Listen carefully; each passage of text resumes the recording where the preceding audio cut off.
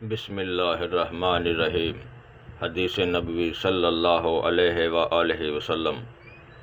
سیدنا ابو سعید رضی اللہ عنہ سے مروی ہے کہ نبی کریم صلی اللہ علیہ وآلہ وسلم نے فرمایا، جو مسلمان ایسی دعا کرتا ہے جس میں گناہ اور قطع رحمی والی بات نہ ہو تو اللہ تعالیٰ اس کو تین میں سے ایک چیز عطا کرتا ہے، یا اس کی دعا جلدی قبول کر لی جاتی ہے، یا اس کی دعا کو آخرت کے لیے ذخیرہ کر لیا جاتا ہے، یا اس کے بقدر اس آدمی سے بری چیز کو دور کر دیا جاتا ہے۔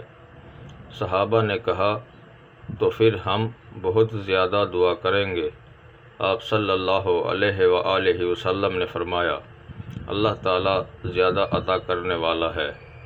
حدیث نمبر 5685، کتاب مسند احمد، درجہ صحیح۔